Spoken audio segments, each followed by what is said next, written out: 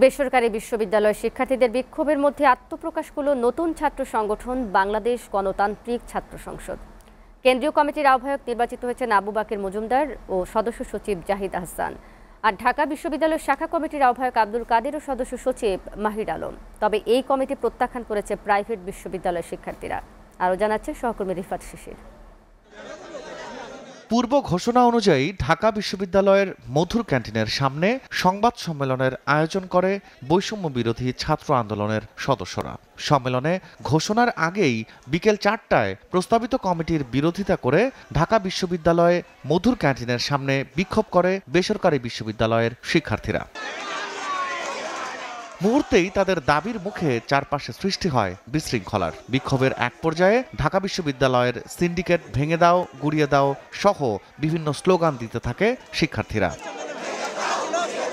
তাদের অভিযোগ, জুলাই আন্দোলনে গুরুত্বপূর্ণ ভূমিকা রাখলেও নতুন ছাত্র সংগঠনের নেতৃত্বে বেসরকারি বিশ্ববিদ্যালয়ের শিক্ষার্থীদের বঞ্চিত করা হচ্ছে। আমরা কি প্রাইভেট থেকে কেউ রাখার এই জায়গাটাতে থাকার কি যোগ্যতা রাখতাম না? অবশ্যই রাখতাম। এখানে 7 কলেজ কোথায়? জাতীয় বিশ্ববিদ্যালয়গুলো কোথায়? মাদ্রাসা কোথায়? আমরা প্রাইভেট আন্দোলন করি নাই। আমি নিজে আন্দোলন করছি। আমার বডিতে 3-4টা স্পিন্টাল। তারা বলছে 110 জনের মধ্যে আমাদের মেম্বার যাবে 10 জন। 18 জুলাই তারিখ থেকে আমাদের প্রাইভেট ইউনিভার্সিটির শিক্ষার্থীদের একটা গণঅভ্যুত্থানে অনেক বড় অংশীদার ছিল। সেক্ষেত্রে আমাদের আজকে নতুন ছাত্র সংগঠন আত্মপ্রকাশের ঘটা।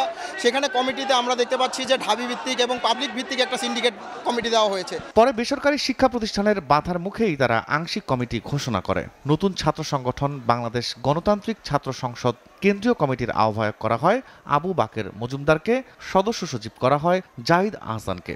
আর ঢাকা বিশ্ববিদ্যালয় শাখা কমিটির আহ্বায়ক আব্দুল কাদের ও সদস্য সচিব করা হয় মহির আলমকে। তবে এ বিষয়ে বৈষম্য বিরোধী ছাত্র আন্দোলনের সমন্বয়ক হাসিবুল ইসলাম জানান, এটি কোনো বিরোধ নয়, নেতৃত্বের প্রতিযোগিতা মাত্র। ইতিবাচক প্রতিযোগিতায় কেউ এগিয়ে থাকবে, কিন্তু কেউ পিছিয়ে পড়বে না। ইতিবাচক প্রতিযোগিতা বাংলাদেশকে এগিয়ে নেবে, এটাই আমাদের প্রত্যাশা। আসলে যেই লিডারশিপগুলোকে আমরা সিলেকশন করা হয়েছে, সেটা কিন্তু আসলে সকলের সর্বসম্মতিক্রমে সকলের সাথে আলোচনার ভিত্তিতেই করা হয়েছে। এখন যেটা বলছেন যে আসলে প্রাইভেট বিশ্ববিদ্যালয়ের প্রতিনিধিত্ব সেভাবে রাখা হয়নি, দেখুন এখানে আলোচনার ভিত্তিতে সকলের প্রতিনিধিত্ব নিশ্চিত করে কেন্দ্রীয় সংসদের কমিটি, যারা কেন্দ্রীয় সংসদের দায়িত্বপ্রাপ্ত হয়েছেন, তারা এটা নিশ্চিত করবেন বলে আমরা আশা রাখছি। দুই গ্রুপের হট্টগোলের মাঝে বেশ কয়েকজন শিক্ষার্থীর আহত হবার ঘটনাও ঘটে। রিফাত শিশির, এসএ টিভি, ঢাকা।